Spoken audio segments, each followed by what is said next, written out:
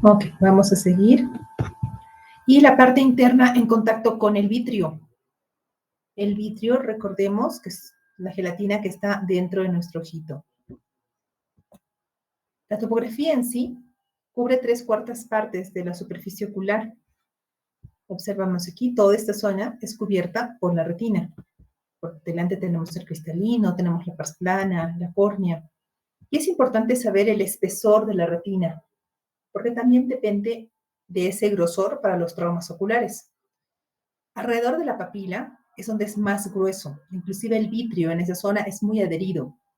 En la fobia es 0.10 milímetros, en el ecuador del ojo, que es esto, que es 0.18 milímetros, y en la parte periférica 0.1 milímetros. Es súper delicada. Por eso es que la mayoría de los desgarros ocurren en esta zona, en la parte periférica, porque es muy delgadita. Tenemos aquí la mácula, la fobia y la fobiola. Nos interesa mucho esta zona porque donde haya patología en esta zona es un área crucial, porque esta zona nos permite ver color, tamaño y forma. Si se altera, se va a alterar la visión de color, tamaño y forma. Esta es la zona del lumbo. Y dentro del lumbo hay una zona muy especial, que es esta. Observen esta imagen. Hasta aquí llegan los vasos. Pero en esta zona, en la zona vascular fobial, no ingresan vasos. Habrán escuchado que colocamos inyecciones intravítreas a los pacientes para degeneración macular relacionada con la edad. La degeneración macular invade en vasos anómalos esta zona, los invade. Por consiguiente, cuando ingresan vasos, y es algo patológico, es una zona avascular de la mácula. Aquí a sus compañeros en anteriores charlas les mencionaron las capas de la retina. Esta es una imagen de una tomografía de coherencia óptica que pido mucho a los pacientes para descartar justamente patología en la retina. Entonces, nos vamos a ubicar en el OCT. Aquí está la coroides. Si nos tenemos que ubicar, por acá debería estar la esclera. Aquí tenemos la coroides. ¿Cómo nos damos cuenta de la coroides? Porque es una zona oscura. Todas estas zonas negras que ven son vasos. Otra capa bien importante es el epitelio pigmentario de la retina. Cuando se pierde estas líneas paralelas, hay alteración a nivel macular. O sea, aquí está el epitelio pigmentario. Aquí está. Una fila más arriba están los fotorreceptores. Si se altera esta capa es crucial y sobre todo si hay patología en esta zona, que es la zona vascular, el pronóstico visual no es muy bueno. Tenemos la membrana limitante externa, la nuclear externa y hacia el otro lado, en la parte interna, tenemos las mismas capas, la nuclear interna, la plexiforme externa, la capa de fibras nerviosas en la retina. Hay pacientes que tienen patología macular, o sea, una degeneración macular, una retinopatía miópica, y como ven que la capa de fibras va por acá y se extiende, este es el nervio óptico, se extiende este nervio, muchas veces cuando se toma el OCT se observa que en esta zona hay alteración, disminución de capa de fibras. Por secundario esa alteración de fibras a la alteración a nivel macular. No siempre van a tener glaucoma, sino es secundario el daño en esta zona. Por eso aquí está el nervio óptico, de ahí tenemos el vitrio. Esta capa es bien importante, es la capa superficial, la que está más en contacto con la parte interna, con el vitrio, que es la membrana limitante interna. Esa membrana se engruesa y hacen membranas epirretinales. Cuando el paciente tiene engrosamiento de esta capa, se llama membrana epirretinal y eso se puede pelar, se hace un pelamiento de la membrana. Algo breve sobre degeneración macular relacionada con la edad. Es muy importante tenerlo en cuenta. Todos tenemos abuelitos, papás, personas mayores de 60 años. Esta patología es muy frecuente. De 30 personas que estamos acá, 10 vamos a hacer la enfermedad. Por eso es importante conocerla, diagnosticarla a tiempo.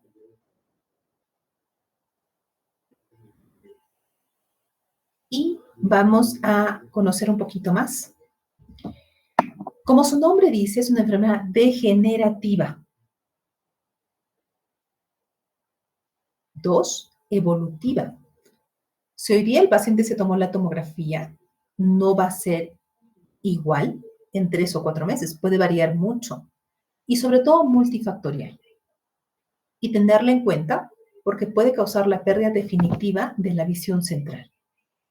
Eso es lo principal. Saber que si nos da degeneración macular, podemos tener una muy baja visión. Tenemos dos tipos de degeneración macular. La degeneración de tipo seco y la degeneración de tipo húmedo. La degeneración de tipo seco es la más abundante. 80-90% de las personas. Son pacientes que si observamos la mácula, observamos lesiones medias blanquecinas. Si tenemos mucha imaginación, son medias redonditas en esta zona, pero no hay sangrado. Y la degeneración de tipo neovascular o de tipo húmedo, que afecta entre el 10 al 20% de personas. Este paciente casi siempre previamente empezó con una degeneración de tipo seco, casi siempre. Pero por diferentes factores, esas lesiones secas empezaron a exudar, a crecer nuevos vasos, y esos vasos invadir la mácula, la fovea y la foveola. Y tenemos este tipo de membranas, se llaman membranas neovasculares coroideas. Su nombre lo dice todo, membrana con nuevos vasos que emergen desde la coroides. Hay dos factores importantes, como creo que en casi todas las enfermedades, por lo menos oculares. Factores genéticos y factores ambientales. No me cansaré de decirles que el sombrero y los lentes son importantes. La luz azul, que está ubicada en longitud de onda entre 400 y 400 nanómetros. Por eso es que los pacientes, cuando les digo que compren, un ratito por favor, voy a admitir, que compren sus lentes, lo hagan en el rango de esa protección ultravioleta. Por eso es que se les indica que su filtro debe ir entre 400 y 500. A veces el paciente piensa que es el precio del lente. No, es el tipo de filtro que debe usar para protegerse de forma adecuada los ojos. Cuando somos relativamente jóvenes, nuestro cristalino es el que se encarga de proteger nuestro ojo. Este cristalino, como su nombre dice, es cristalino y absorbe toda la radiación ultravioleta. Y al absorber la radiación ultravioleta se torna amarillento. Es porque el pobre cristalino absorbió todo, fue como una esponja y todo tiene un límite en el cuerpo. Y cuando el cristalino se vuelve amarillo es una catarata. Por eso es que en esta zona, por la radiación ultravioleta, son cataratas extremadamente duras comparadas con personas que viven en Arequipa, en Lima o en el norte. Esas cataratas no son tan duras como las nuestras son extremadamente duras porque absorben demasiada longitud de onda. En resumen, lo que ocurre, se altera la hipofucsina que debería haber sido eliminada. Esto debido a que la luz azul no permitió el adecuado drenaje de la lipofucsina. Se empieza una oxidación, de una peroxidación lipídica y luego una alteración del ADN a nivel del epitelio pigmentario de la retina. Pero, les reitero, el origen genético es muy importante, la fototoxicidad que acabamos de revisar. Y ese término es muy importante, que es la fotoprotección. Los medicamentos que recetamos para pacientes con degeneración macular son antioxidantes, porque lo que lleva a la degeneración macular es una oxidación.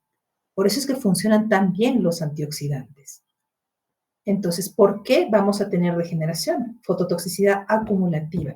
Si vamos al sol, sin protección, sin lentes y sombrero, y encima nuestra mamá, nuestro papá, nuestra abuelita tuvo degeneración macular, somos gorditos, comemos muchas grasas, mucha carne roja, fumamos, no hacemos ejercicio, tenemos los dos factores de riesgo y vamos a terminar haciendo degeneración macular.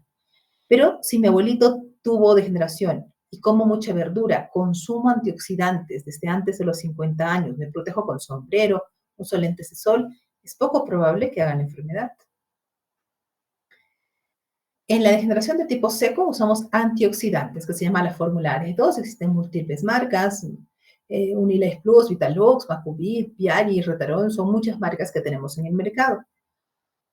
Esos pacientes, lo único que les podemos ofrecer por lo pronto es ese tipo de vitaminas. Pero ¿qué hacemos en los pacientes con degeneración húmeda, los pacientes que tienen degeneración con una membrana neovascular coroidea? Les planteamos terapia antiangiogénica. Hace muchos años se planteó los los estudios Marina y Anchor, que fueron uno de los pioneros, en los cuales se les colocaba una dosis fija mensual por 3, 4, 5, 6 meses. De ahí cambió mucho el tratamiento y se empezó a hacer carga, una dosis de ataque de carga. Actualmente esa dosis de carga es una inyección por mes durante 3 meses. Dosis, y de ahí surgieron múltiples estudios. El Pierre indicaba, el estudio Pierre, que teníamos que colocar inyecciones cada 3 meses. Otros estudios, como el CAT y el IVAN, indican PRN. Yo sigo ese tipo de esquema. O sea, cuando el paciente, después de las 3 dosis de carga, veo que se le activa la membrana, ahí le coloco la inyección. No le coloco dosis fija todos los meses, porque a veces el paciente no lo necesita, con 3 dosis es más que suficiente. En el mercado tenemos 3 medicamentos, que es el Ranibizumab, que es el Lucentis, el Bevacizumab, que es el Avastin, que es el que colocamos actualmente, anteriormente colocábamos el Lucentis, y el Aflibercept, que también tenemos en la institución. Esos son los 3 medicamentos. ¿Cuál es el mejor? ¿Cuál es el peor? Ninguno. Cada uno tiene sus indicaciones y cada uno tiene una eficacia excelente buscando al paciente adecuado. La FDA ha encontrado que en pacientes con degeneración macular de tipo avanzado, que se llama atrofia geográfica, me voy a ir a este gráfico, cuando la membrana neovascular se reabsorbe después del tratamiento, queda una enorme cicatriz. Cuanto más antes colocamos la inyección, menos cicatriz tiene. Llegan al servicio muchos pacientes que no tuvieron la oportunidad de colocarse las inyecciones y forman unas cicatrices gigantes en esta zona. Y la retina se atrofia completamente, eso se llama atrofia geográfica. Y hasta este momento no había tratamiento para esos pacientes. Daba pena, eran pacientes que no le hacían bien las vitaminas, no eran candidatos para inyecciones, iban quedando poco a poco ciegos. La FDA está ya en fase 4, con un medicamento que se ha demostrado mejoría y el lentecimiento de la atrofia geográfica en el 30% de pacientes. Todavía no tiene un nombre comercial, pero espero que en los próximos meses o años ya contemos con ese medicamento para poderlo usar y evitar tener pacientes más ciegos. La retinopatía diabética, todos debemos conocer a algún vecino, amigo o algún familiar nuestro debe tener diabetes. La retinopatía diabética es muy cruel si es que no la diagnosticamos a tiempo. Es una microangiopatía que afecta todos los vasos, arteriolas, precapilares, capilares y vénulas de la retina. Esta es una retinopatía diabética en grado 4. Observamos el sangrado, la tortuosidad vascular, esta estructura que parece algo fibroso, con estas zonas retráctiles como que están jalando la retina. Aquí estas zonas infartadas que son blanquecinas, esta zona pálida, observen cuán tortuosos están los vasos. Este es el estadio final en un paciente con retinopatía diabética que no controló adecuadamente su glicemia. Todo ojo se enferma con glicemia por arriba de 130.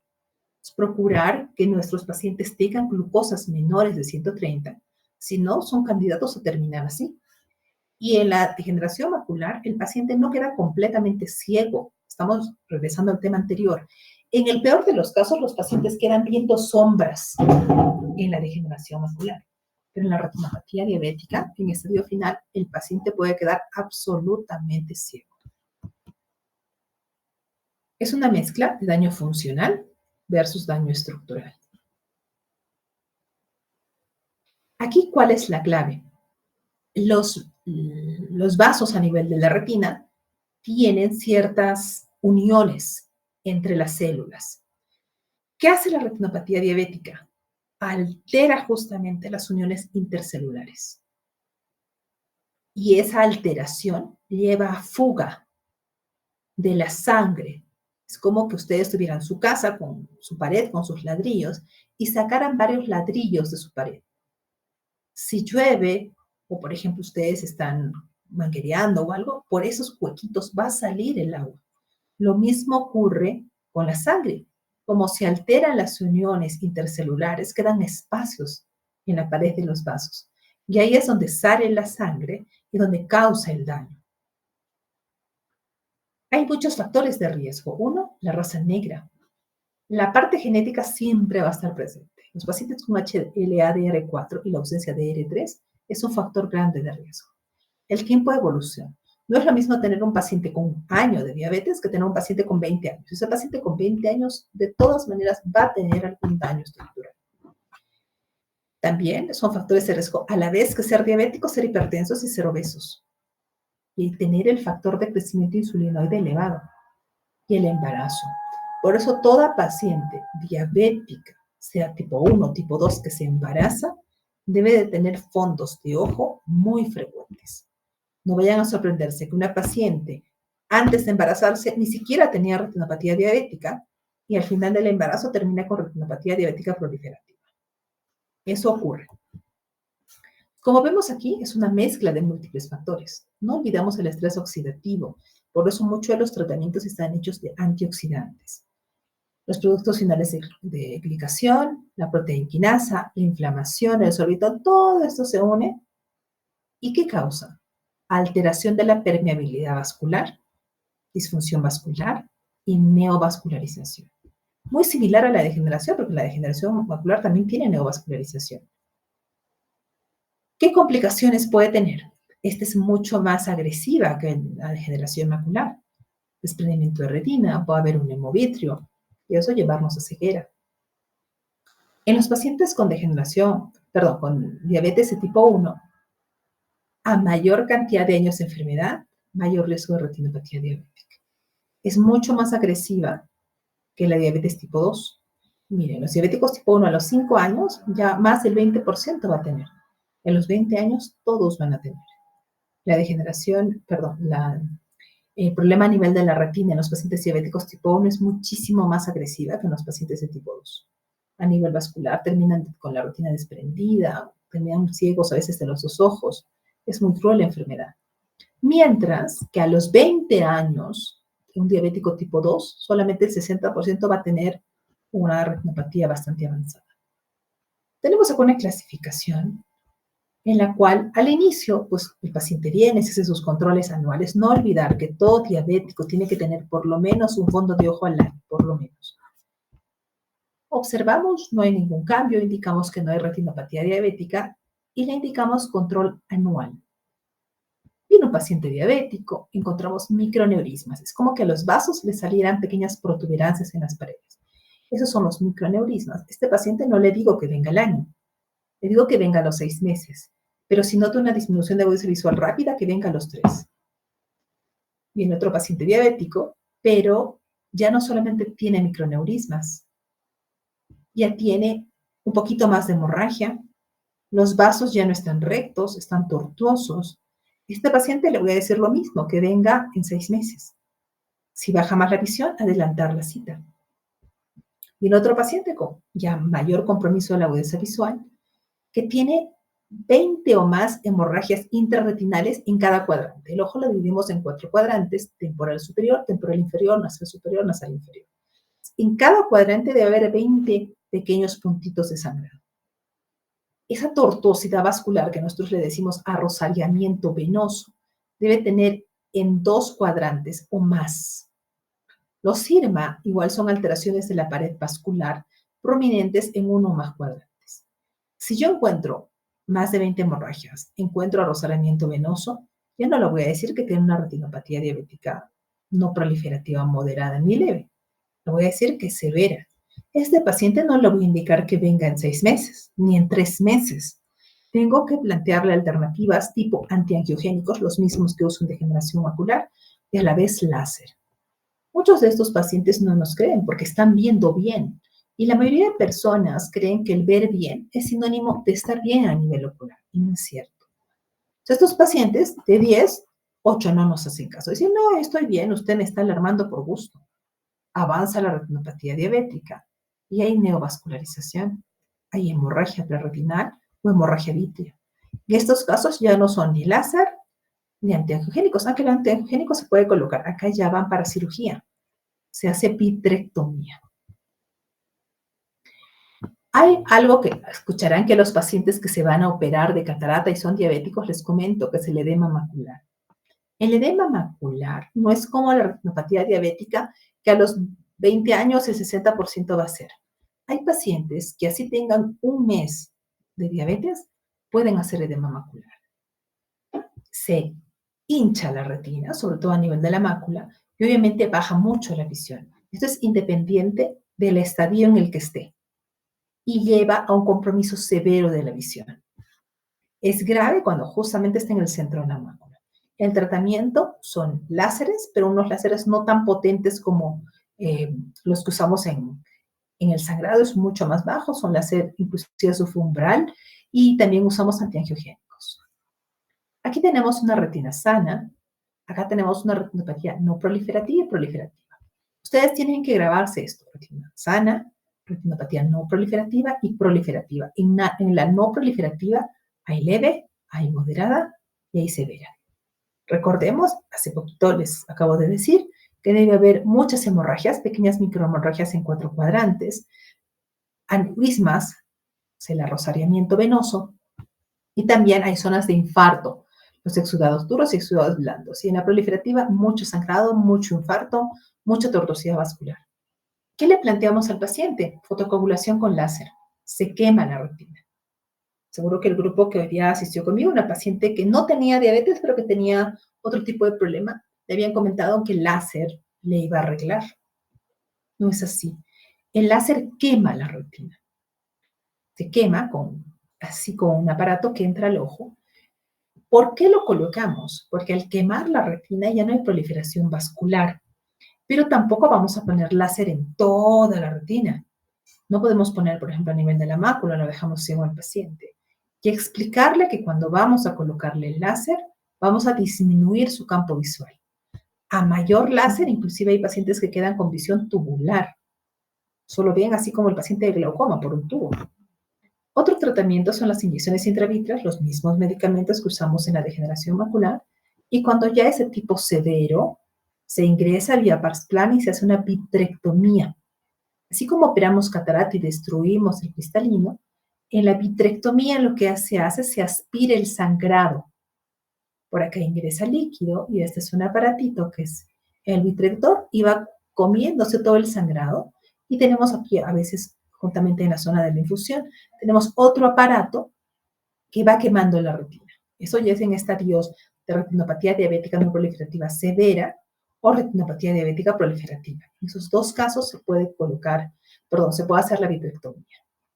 Ese es un estudio que hice el 2017, pensando en que la retinopatía diabética aquí era menor que en otros lados. No es cierto. La retinopatía diabética es igual tanto en altura como a nivel del mar. Son muy similares.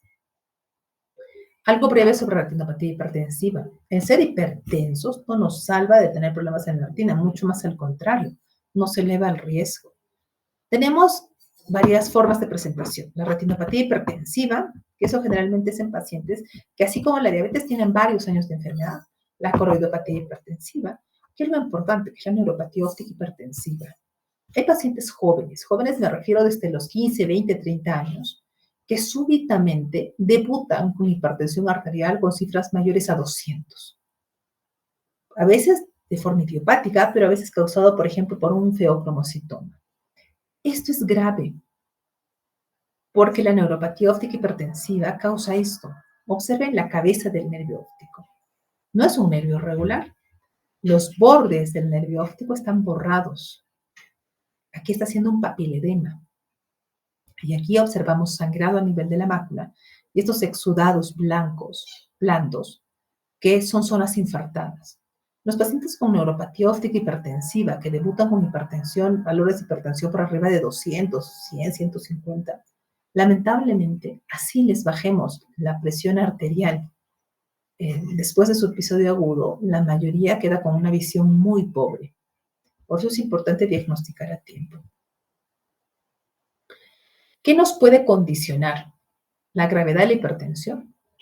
A mayor nivel de presión, mayor riesgo en la retina. A mayor tiempo de enfermedad, mayor riesgo. ¿Cuán rápido se instaura la hipertensión? Como les comentaba, los pacientes que hacen papiledema son hipertensiones bruscas, debutan con presiones altas, que es distinto a una persona que de a pocos va haciendo la enfermedad. Es importante también si hemos tenido lesiones en el árbol vascular y la edad del paciente. A menor edad es mucho más agresiva la retinopatía hipertensiva. ¿Qué ocurre? ¿Qué pasa con la retinopatía? Muy similar a la retinopatía diabética. Se alteran los vasos, se aumenta el grosor. Igual el arrosariamiento venoso, de las venitas de ser tan rectas con paredes muy simétricas, empieza a formarse así como un rosario, como que fuera una salchicha ahí en la pared vascular. Pierde el brillo, cuando hacemos el fondo notamos que el vaso ya no brilla, que lo vemos ancho.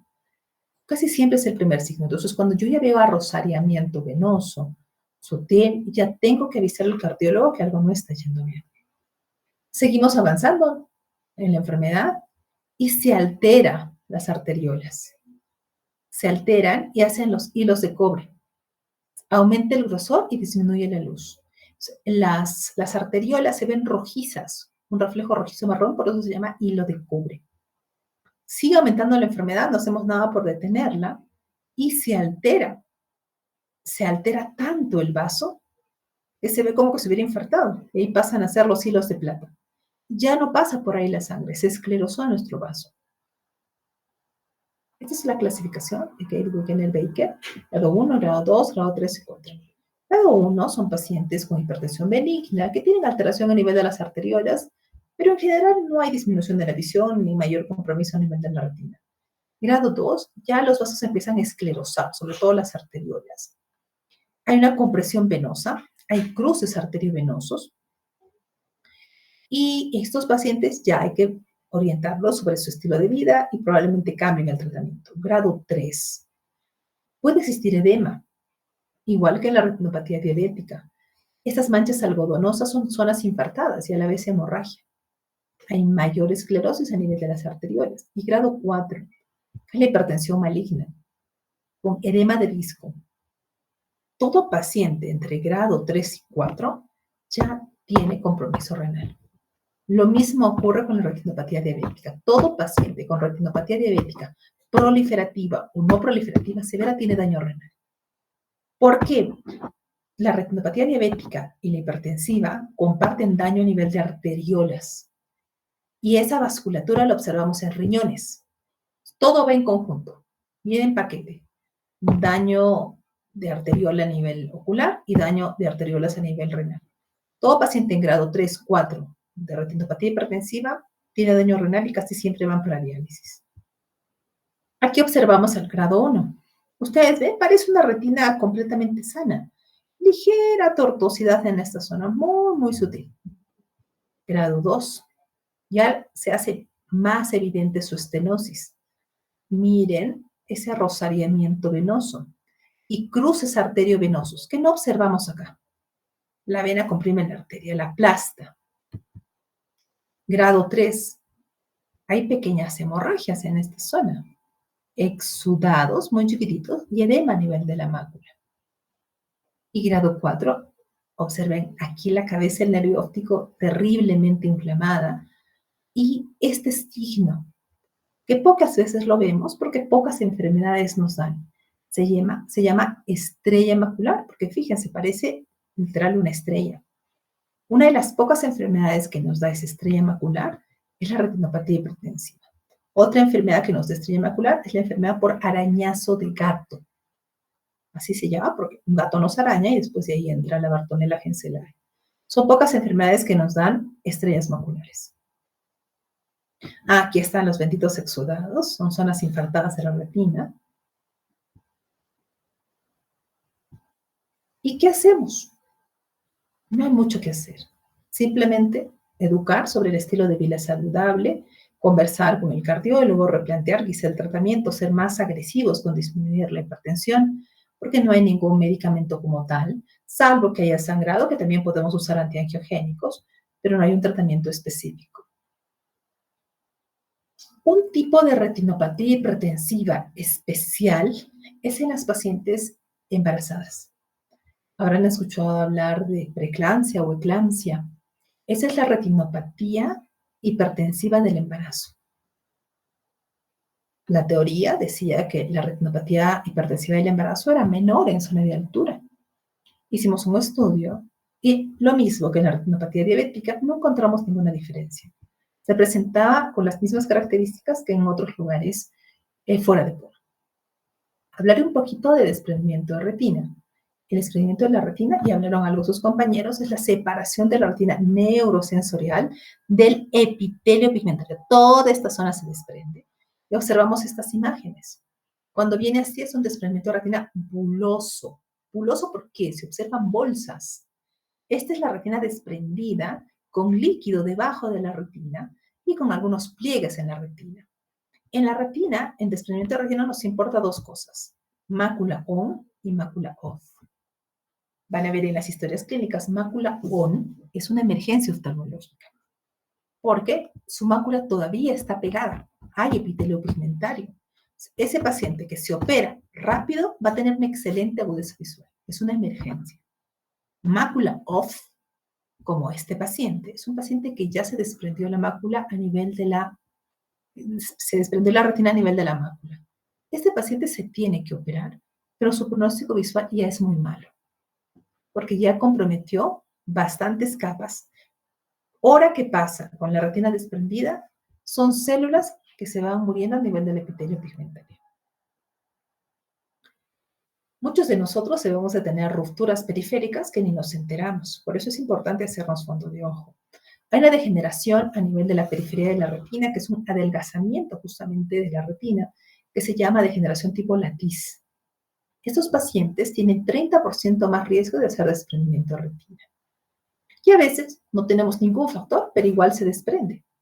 1 en 10.000, siempre hay un premio. Y en los pacientes que operamos de catarata, así no sean miopes, así no tengan latiz, se eleva un poco el riesgo del desprendimiento por el movimiento a nivel del vitrio. Más miope, más riesgo de desprendimiento de retina. Aquí observamos, de 1 a 3 dioptrías, el riesgo es 4 veces superior. Pero 3 a más dioptrías, miren cuánto es, 10 veces mayor es el riesgo. Los pacientes con latiz, entre 20 y 30%, el operar catarata aumenta el riesgo. Y esto es interesante y hay muchas teorías al respecto. Si un ojo se nos desprendió, hay mucho riesgo de que se desprenda el otro. Uno, porque también puede tener degeneraciones retinales periféricas, pero también algo que se llama oftalmía simpática, que es como que el otro ojo, el cuerpo reacciona contra el ojo sano y lo desprende. No olvidamos de los traumas, que es algo muy frecuente para aumentar el riesgo de desprendimiento de retina. ¿Qué cosas nos pueden orientar o alarmar para pensar en un desprendimiento de retina? El desprendimiento de vitrio. Son pacientes que vienen con flotantes, viendo mosquitos, viendo lucecitas. Los mosquitos son las miodesopsias, las lucecitas son las fotopsias, o visión borrosa, porque sangró el vitrio, el hemovitrio. En esos pacientes, un 15% puede tener una ruptura retiniana. Hay rupturas retinianas que nos pueden avisar varias semanas, inclusive meses, antes de producirse el desprendimiento de retina.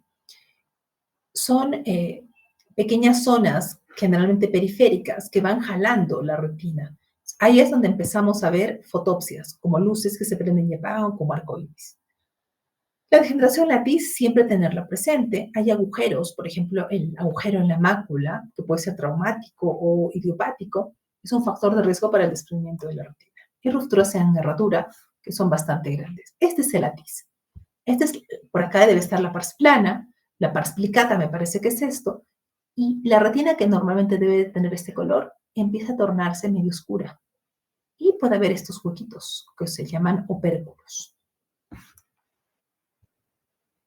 Estos son los síntomas. Los pacientes no dicen, no, veo un mosquito, veo algo que se mueve, un gusanito por ahí. Aquí tenemos las miodesopsias. ¿Y qué signos? La mayoría de pacientes con desprendimiento de retina les va a decir que están viendo como una cortina que sube y baja. Es esta cortina, con líquido subretinal. En la cámara anterior se puede ver pigmento. ¿Por qué? Al momento de desprenderse la retina, alteró el epitelio pigmentario. Y el epitelio pigmentario, como su nombre dice, es pigmentado. Por lo consiguiente, pueden ver como pequeños puntitos cafés flotando en cámara anterior. Aquí está. El signo polvo de tabaco. Así se observa. Cuando vemos esto, es muy probable que sea un desprendimiento de retina. Aquí tenemos un paciente con una retina normal, llega con un desgarro gigante, porque compromete más de un cuadrante.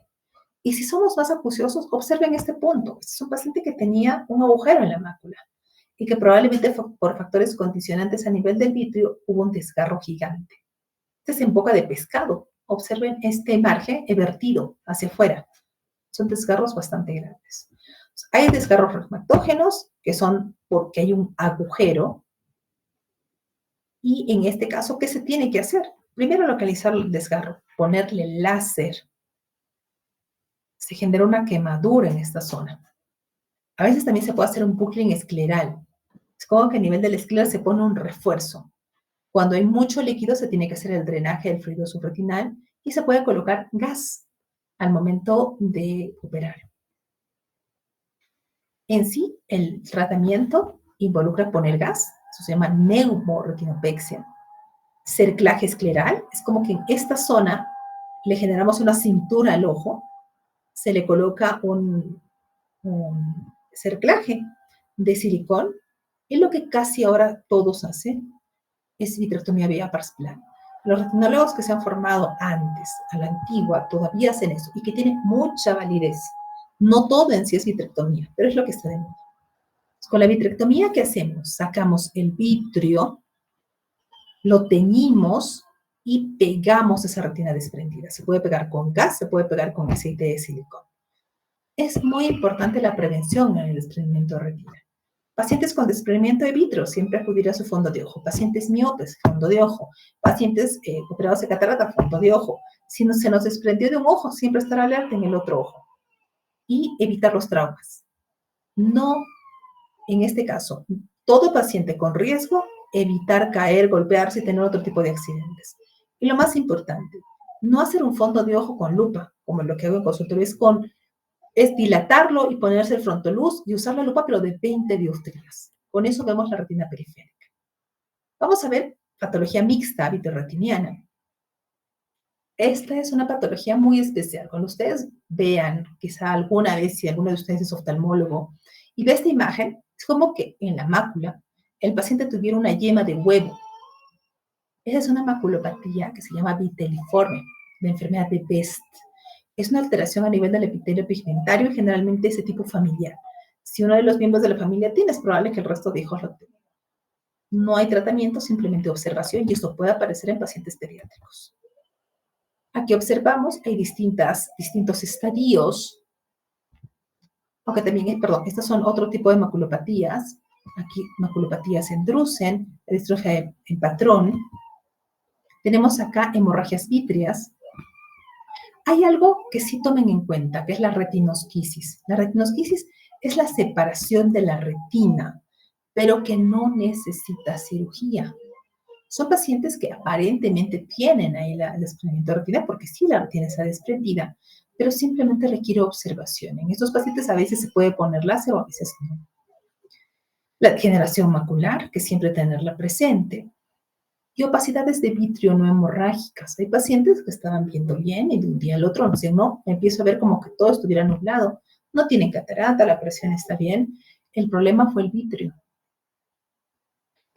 Hay pacientes a partir de los 35 años que su vitrio se empieza a hacer como más sólido, empiezan a aparecer como burbujitas, como que en la gelatina que comemos hubiera grumos.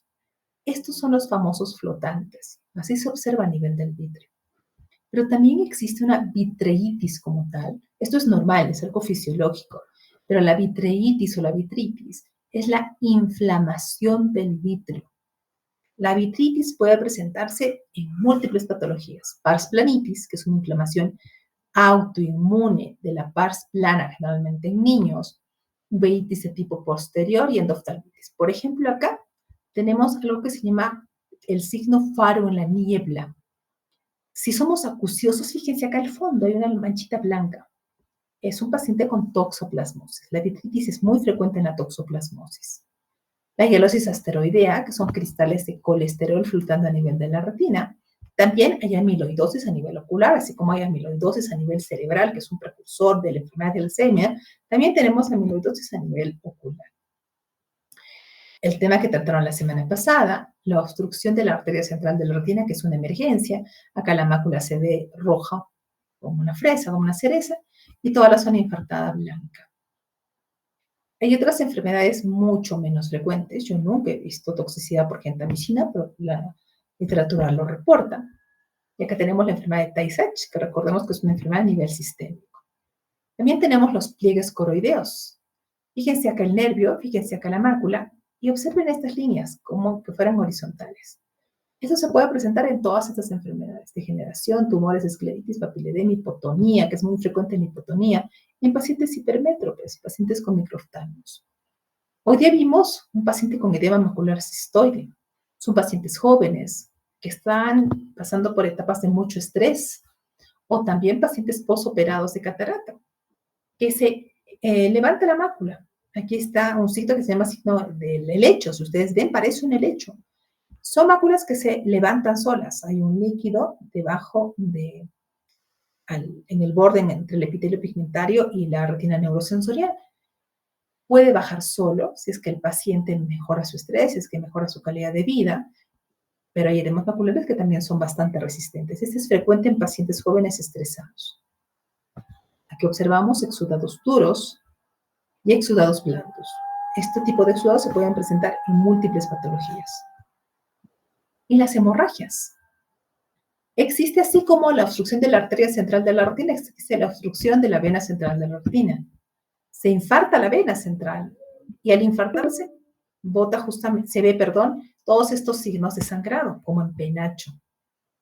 Y aquí, siempre tenerlo presente, ese es el síndrome del niño maltratado. El síndrome del niño maltratado es cuando algún familiar, la mamá, los sacude a los bebés bruscamente. Si alguna vez observamos eso, tenemos que llamar al fiscal y denunciar a los padres por maltrato. Existe. Es lamentable que estos pacientes generalmente pierden la visión y pues es ocasionado inclusive por la misma familia. Atrofias retinales. Acá observamos un paciente con miopía degenerativa, que su retina se atrofió tanto que solamente estamos viendo esclera. Aquí como les mencionaba, el signo de la estrella macular. Aquí está la neuroretinitis por arañazo de gato. Acá la retinopatía hipertensiva, hemangiomas que también existen a nivel ocular. Y la retinitis puede ser por múltiples causas. Citomegalovirus, puede ser necrosis retinal aguda, que es producida por el herpes, y también por sífilis. Y acá algunos han tenido la oportunidad de ver pacientes con retinosis o retinitis pigmentaria, en la que se observan este signo, que son las espículas óseas. Se altera toda la capa a nivel del epitelio pigmentario. Hay distintos grados. Muchas veces empieza así la retinitis o la retinosis pigmentaria, y en estadios finales está lleno de espículas óseas, toda la retina. ¿Por qué es importante diagnosticar esto? Porque si la mamá tiene y justamente se casa con otra persona que también tiene este gen, pueden tener hijos ciegos. En este tipo de enfermedad siempre se hace la consejería genética para que vean si sus hijos van a tener ceguera debido a esto. Este es un resumen del resumen de patología de la retina. ¿Qué dudas tienen de lo que hemos comentado? Deben de tener bastantes dudas.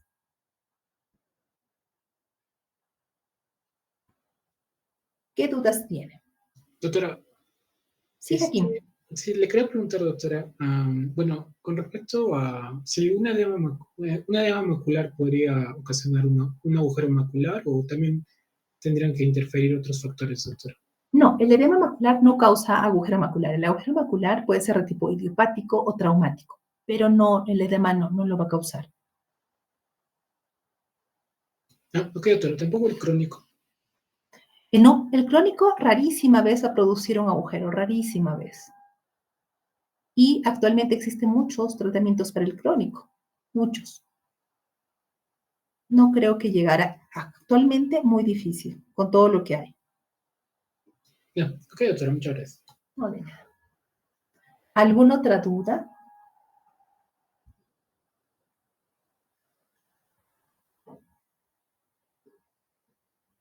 Doctora, buenas noches. Hola, Rubí.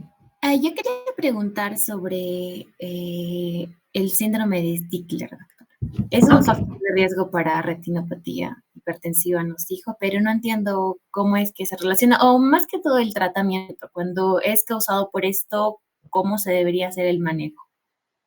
El síndrome de Stickler es un trastorno genético, entonces que no solamente se presenta a nivel del ojo, sino también a nivel del oído y articulaciones. Y es progresivo. Entonces, este es un factor de riesgo. La retinopatía hipertensiva, lamentablemente, no existe tratamiento. Simplemente es controlar la enfermedad de base. Si hay sangrado, antiangiogénicos o láser. Pero en sí, así sea el síndrome de Stickler, simplemente es controlar la enfermedad que alteró la vasculatura y que produjo la retinopatía hipertensiva. O sea, no hay un tratamiento específico. Ya. Muchas gracias, doctora. No, de nada. ¿Alguna otra duda?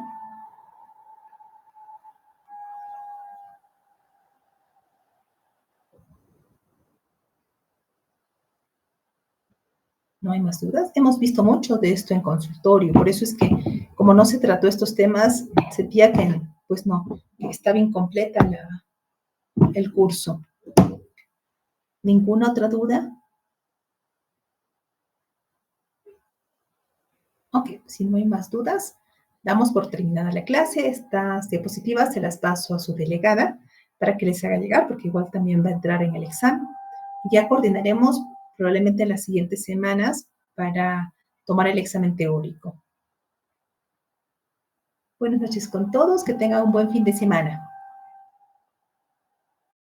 Buenas noches, doctora. Hasta luego, Buenas noches, doctora. doctora. Buenas noches, Gracias. doctora.